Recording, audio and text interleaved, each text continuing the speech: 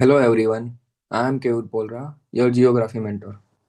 I am excited to connect with you through Knowledge Temple, a platform which is dedicated for providing quality education.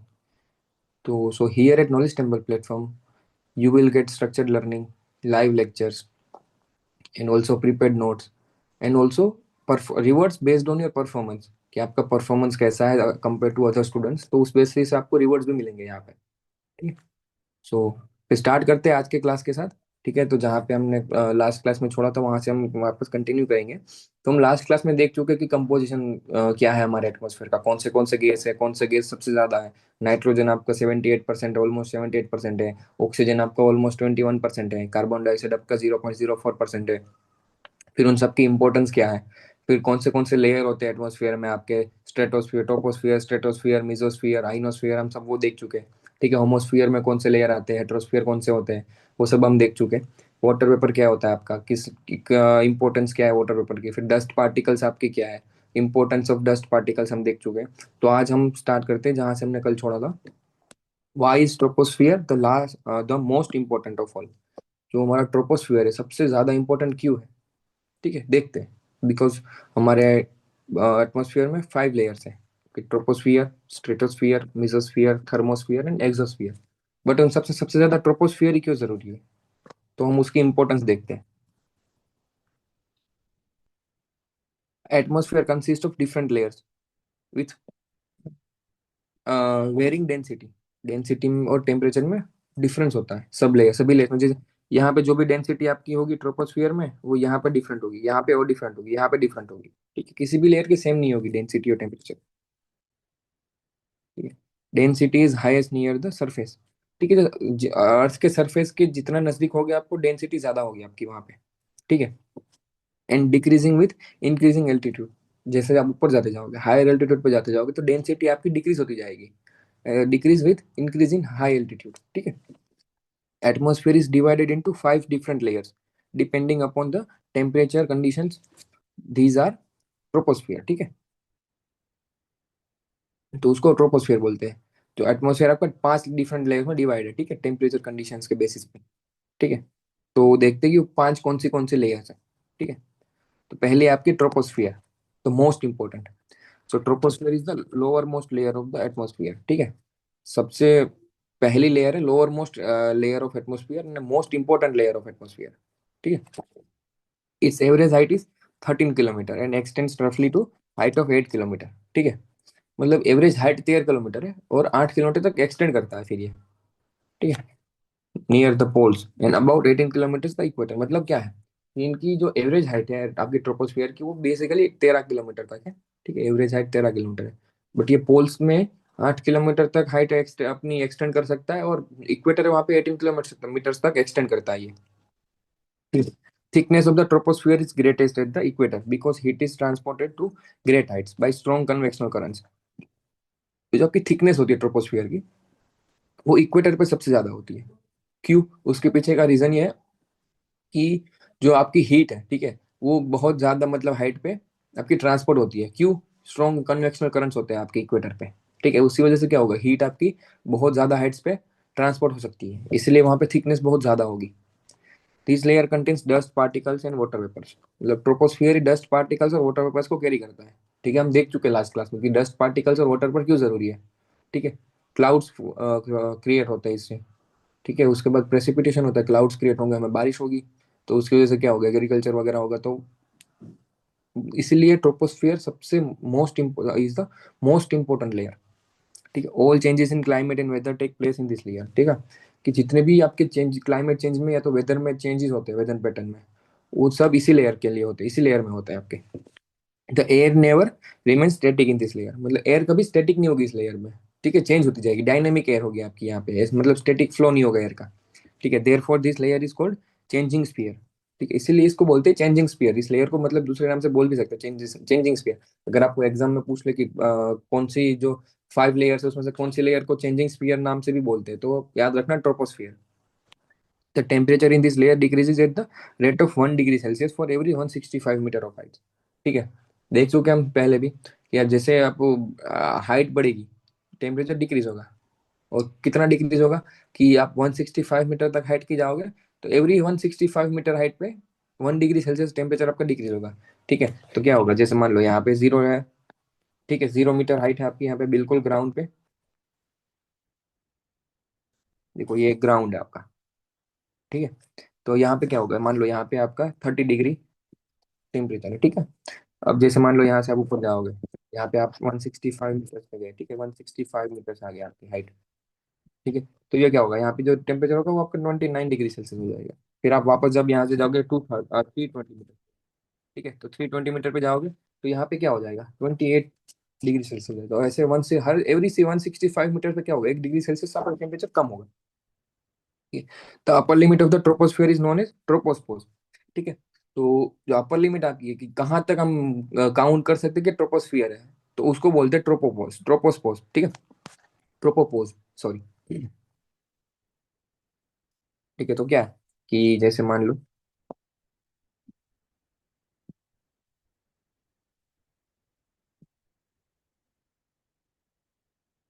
ठीक, तो जैसे मान लो कि यहाँ तक आप देखा यहाँ पे। ठीक है, तो यहाँ पे अगर ट्रोपोस्फियर यहाँ तक है तो इसको बोलते हैं ट्रोपोस्पोज। ठीक है, ट्रोपोपोज। फिर इसके बाद क्या होगा, आपका स्ट्रेटोस्फियर स्टार्ट हो जाएगा। ठीक है,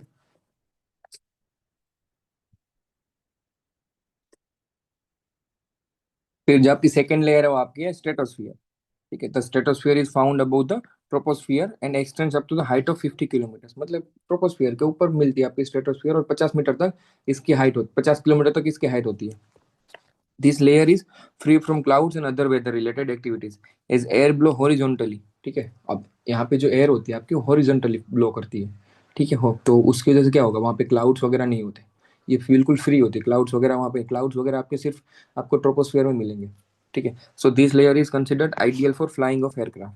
ठीक है, इसलिए जो हमारे एयरक्राफ्ट होते हैं स्ट्रेटोस्फियर में लाई करते हैं। आप सबने देखा होगा, अगर कोई आप देख बैठे होंगे फ्लाइट्स में तो आपने देखा होगा कि हाँ, जितनी भी फ्लाइट्स होती है, ठीक है, वो सारी एयरक्राफ्ट होते हैं, सारे मतलब क्लाउड्स के ऊपर फ्लाई करते हैं।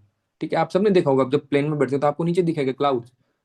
ठीक है, तो इसीलिए ये रीजन है उसका कि वहां पे जो एयर होती है वो हॉरिजॉन्टली ब्लो करती है। इसीलिए क्या होता है कि वहां पे क्लाउड्स क्रिएट नहीं होते हैं। उसकी वजह से वो बिल्कुल क्लियर होता है। तो इसलिए वहां पे आराम से आप एयरक्राफ्ट को फ्लाई कर सकते हो। ठीक है, the temperature remains almost the same in the lower part of this layer up to the height of 20 kilometre. ठीक है, तो टेम्परेचर क्या होता है, सेम होता है लोअर पार्ट में। 20 किलोमीटर तक आप देखोगे तो बिल्कुल मतलब टेम्परेचर आपको सिमिलर टेम्परेचर मिलेगा। After this the temperature increases slowly with the increase in height. But जैसे आप 20 किलोमीटर के बाद जाओगे, ठीक है, 21 22 किलोमीटर तक वहां से देखोगे तो वहां पे टेम्परेचर इंक्रीज होता जाएगा विथ इंक्रीजिंग हाइट। ठीक है, due to the presence of ozone. ठीक है, तो वहां पे क्यों होता है ऐसा, क्योंकि वहां पे ओजोन प्रेजेंट होता है, इसीलिए वहां पे टेम्परेचर आपका इंक्रीज होता है with increasing height. One important feature of the stratosphere is that it contains the ozone layer. ठीक है, जो ओजोन लेयर होती है, जो मतलब हम देख सकेंगे ओजोन लेयर का मतलब बेनिफिट क्या है, ओजोन लेयर क्यों इंपॉर्टेंट है। क्योंकि वो जो सोलर रेडिएशन आते हैं, जितनी भी सोलर मतलब सन से जितनी भी रेडिएशन आता है वो सारा ऑब्जर्व कर लेते हैं। ठीक है, तो इसीलिए अर्थ के सरफेस तक नहीं पहुंच पाती वो। इसीलिए स्ट्रेटोस्फियर बहुत इंपॉर्टेंट है। क्यों, एक पहला कि एयरक्राफ्ट फ्लाइंग के लिए, और दूसरा ओजोन लेयर है इसलिए। This layer absorbs ultraviolet radiation and protects life on the earth from the intense harmful UV rays। ठीक है, जो सन की, हाँ, ये जो हार्मफुल यूवी रेज होती है, ठीक है, उनसे हमें प्रोटेक्ट करता है अर्थ को।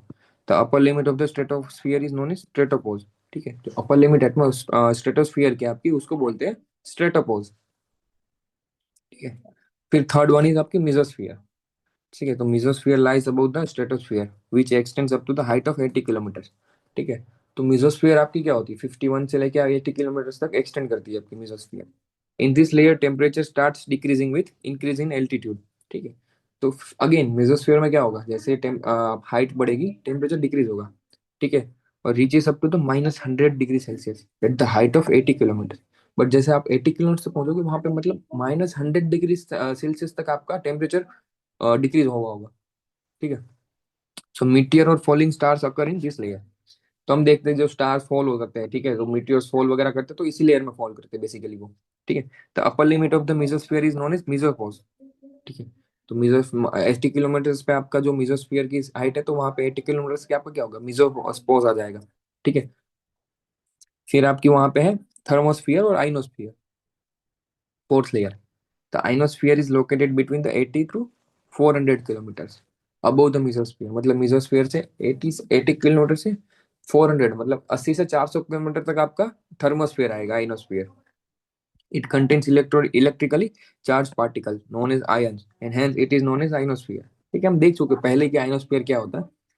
Radio waves transmitted from the earth are reflected back to the earth by this layer. जो रेडियो वेव्स होती है आपकी, ठीक है, अर्थ से जो रेडियो वेव्स ट्रांसमिट होती है स्काई में, ठीक है, सन ऊपर, तो वो इसी इसी लेयर में जाके वापस रिफ्लेक्ट बैक हो जाती है अर्थ में।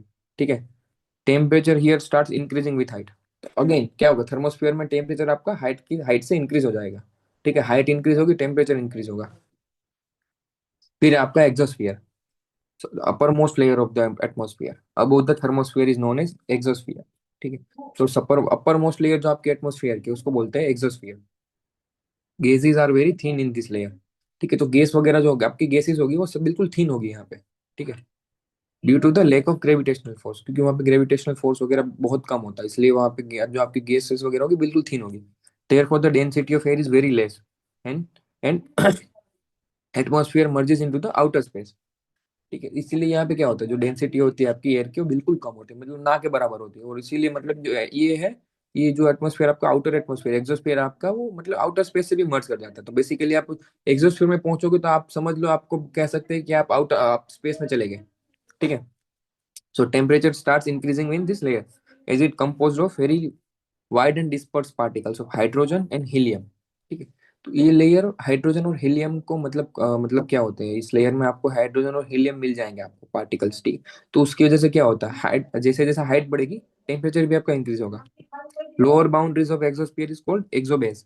ठीक है, जो एक्सोस्फीयर की लोअर बाउंड्रीज है आपकी उसको बोलते हैं एक्सोबेस। ठीक है, देखो ये है आपकी डिफरेंट बाउंड्रीज।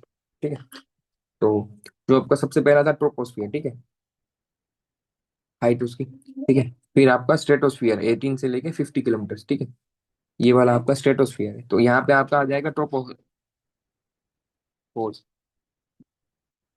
ठीक है, यहाँ पे आपका आ जाएगा स्ट्रेटोपोज। ठीक है, फिर यहाँ पे जो मीजोस्फियर है आपका 50 to 80 किलोमीटर। तो जो 80 किलोमीटर से यहाँ पे आपका आ जाएगा मीजोस्पोज। ठीक है, मीजोपोज। फिर वहां से आपका 80 किलोमीटर से 400 तक आपका थर्मोस्फियर है, तो इसको बोलते हैं थर्मोपोज। ठीक है, फिर उसके बाद आपका एक्सोस्फियर स्टार्ट हो जाएगा। ठीक है, तो there are 4 boundaries in between 5 layers. ठीक है, एटमोस्फियर पोजेस बोलते हैं उसको, बेसिकली समझा दिया मैंने आपको। Each pose is composed of different physical and chemical phenomena. ठीक है, सो ट्रोपो, तो देखते हैं ट्रोपोपोज क्या होता है। The zone separating troposphere from the stratosphere is known as tropopause. It is a thermodynamic gradient certification layer marking the end of troposphere. Basically घुमा फिरा के वही बात है कि जहाँ पे ट्रोपोस्फियर एंड होता है उसको बोलते हैं ट्रोपोपोज। ठीक है, it lies on average at height of 17 kilometre, मतलब एवरेज 17 किलो। अब अर्थ के सरफेस से आप 17 किलोमीटर ऊपर जाओगे तो वहां पे आपको ट्रोपोपोज मिल जाएगा। ठीक है, above equatorial region in about 9 kilometre over polar region. जब पोलर रीजन पे जाओगे तो वहां पे आपको 9 किलोमीटर पे मिल जाएगा आपको ट्रोपोपोज। और जैसे आप इक्वेटोरियल रीजन है तो वहां पे आपको 17 किलोमीटर पे आपको मिलेगा tropopause. The air temperature at the tropopause is about -80 degrees. ठीक है, तो जो एयर होता है, टेम्परेचर होता है जो आपका एयर का ट्रोपोपोज पे, वो मतलब तकरीबन 80 किलोमीटर 80 डिग्री सेल्सियस तक होता है, -80 डिग्री। ठीक है, इक्वेटर पे। एंड -45 डिग्री क्या होता है पोल्स पे। ठीक है, तो पोल्स पे क्या होगा, -80 45, और इक्वेटर पे -80 डिग्री। ठीक है, तो temperature here is nearly constant due to convention. ठीक है, तो टेम्परेचर क्या होता है, कांस्टेंट होता है basically. The process of mixing and transporting heat between boundaries of the troposphere and stratosphere.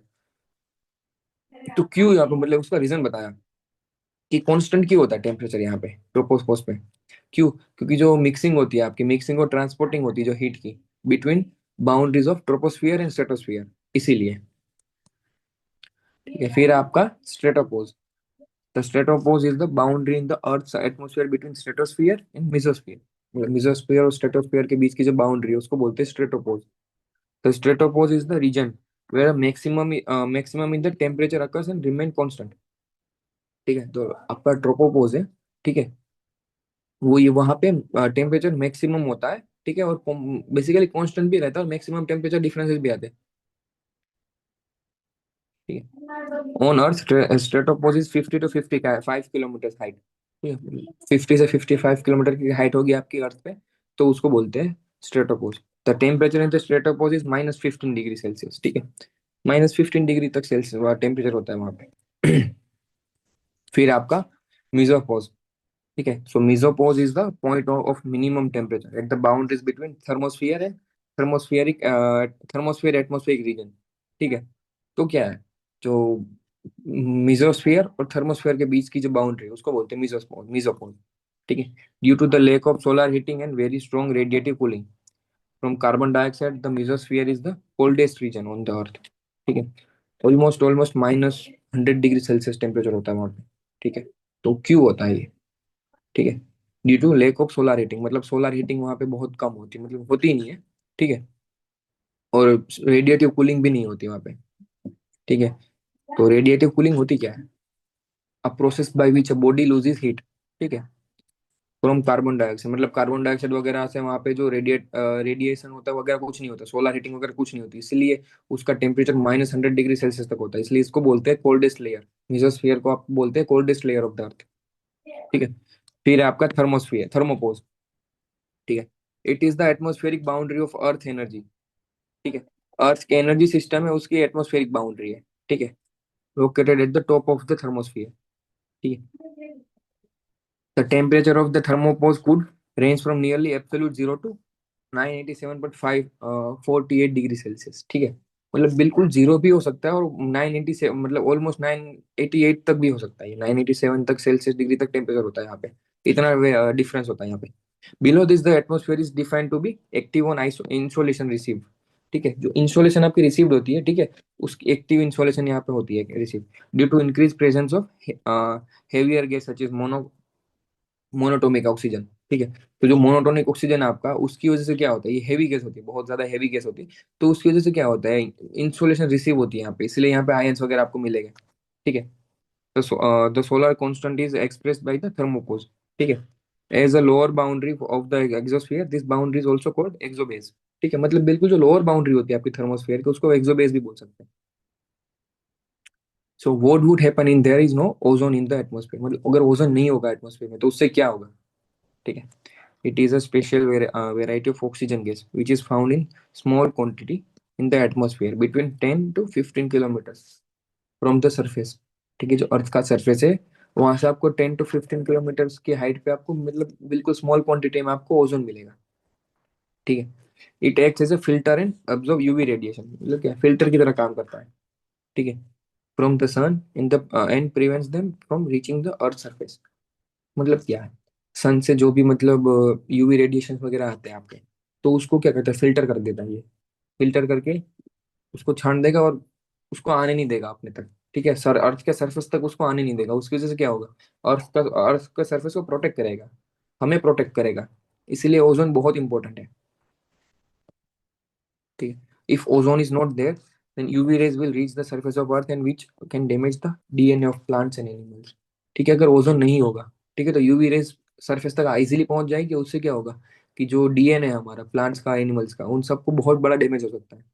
ठीक है, तो there will be extreme skin problems, instances of cancer and in और probabilities life would not have been possible on the earth. ठीक है, skin problems हो सकते हैं, cancers हो सकते हैं, तो उस वजह से क्या होगा, लाइफ में बहुत प्रॉब्लम्स आ सकती है, मतलब लाइफ पॉसिबल ही नहीं है। अगर ओजोन नहीं होता एटमोस्फेयर में तो लाइफ पॉसिबल ही नहीं थी। ठीक है, इतना इंपॉर्टेंट है ओजोन लाइफ के लिए। So element of weather and climate, तो वेदर एंड क्लाइमेट के एलिमेंट्स कौन से? The main elements of atmosphere which are subject to change and which influence human life on earth are temperature, pressure, winds, humidity, clouds and precipitation. ठीक है, ये सारे elements हैं आपके। ठीक है, these elements determine the direction and speed of wind। ठीक है, तो ये सारे एलिमेंट्स है। ठीक है, ये जो विंड की स्पीड और डायरेक्शन होता है उसको कंट्रोल करते हैं, मतलब डिटरमाइन करते हैं। अमाउंट ऑफ सनलाइट रिसीव, कि कितना अमाउंट में सनलाइट रिसीव होगी अर्थ के सरफेस को। Cloud formation, amount of rainfall, cloud formation कैसे होगा, कहाँ होगा, कब होगा। ठीक है, कितने अमाउंट में रेनफॉल होगा, ये सब मतलब यही जो जितने एलिमेंट्स आपके ये सब करते हैं आपके, इम्पेक्ट करते हैं। Which in turn affect weather and climate. ठीक है, तो क्या होगा उससे, वेदर और क्लाइमेट में इफेक्ट पड़ेगा कि कितना अमाउंट में रेनफॉल आ रही है, उसकी वजह से क्लाइमेट वेदर में इफेक्ट करेगा। कितनी सनलाइट रिसीव हो रही है अर्थ के सरफेस को, उस मतलब आपके वेदर और क्लाइमेट में इम्पेक्ट करेगा। So these factors behave differently in different place. तो ये जितने भी फैक्टर है, ये मतलब डिफरेंट डिफरेंट प्लेसेस पे डिफरेंटली बिहेव करते हैं। ठीक है, सिमिलर मतलब बिहेव नहीं करेंगे। ठीक, इक्वेटोरियल रीजन पे डिफरेंटली बिहेव करेंगे, पोलर रीजन पे डिफरेंटली बिहेव करेंगे, सब ट्रॉपिकल रीजन पे डिफरेंटली बिहेव करेंगे। So all these elements are affected by a number of factors in turn. For example, temperature is affected by latitudes and height. जो temperature होगा, ठीक है, वो अफेक्ट करेगा लेट हाइट्स पे, लेटीट्यूड और हाइट पे। अगर लेटीट्यूड बढ़ेगा, हाइट बढ़ेगी, तो टेम्परेचर में क्या फर्क आएगा। ठीक है, humidity is affected by distance from the sun, and pressure is affected by height from the sea level. ठीक है, तो सी लेवल से कितनी हाइट है, तो वहां पे आपका जो प्रेशर है वो अफेक्ट करेगा। फिर सनलाइट है, आपका डिस्टेंस कितना है सन से, ठीक है, वो आपका ह्यूमिडिटी पे इफेक्ट करेगा। ठीक है, तो ये था हमारा चैप्टर 8। ठीक है, so thank you for watching this lecture. If you liked it, please join us on our official knowledge temple platform for advanced learning, जहाँ पे आपको मतलब एडवांस कोर्सेज मिलेंगे। आपको पेड कोर्सेज, ये तो मतलब ये बेसिक सीरीज है बेसिकली। अगर आपको एडवांस लर्निंग चाहिए तो आपको वहाँ पे मिल जाएगी। ठीक है, दूसरी फैकल्टीज, जितनी सारी अच्छी अच्छी फैकल्टीज इंडिया की, आपको फिर वहाँ पे आपको प्रिपेयर्ड नोट्स मिलेंगे, आपको हैंडआउट्स मिलेंगे, आपको वन पेजर्स मिलेंगे for quick revision before your exams. ठीक है, फिर आपको वहाँ पे मॉक टेस्ट वगैरह मिलेंगे, ताकि आपको पता चल सके कि आप कहाँ पे, आपका परफॉर्मेंस क्या है। फिर वहाँ पे आपको ऑल इंडिया लेवल की रैंकिंग्स दिखेगी आपको कि ठीक है, आपका कॉम्पिटिटर है तो आप अपने कॉम्पिटिटर्स के साथ कहाँ पे लाई करते हो। ठीक है, तो आप सब, आपको वहाँ पे सब मिल जाएगा पेड कोर्सेज में। So thank you for watching. Thank you.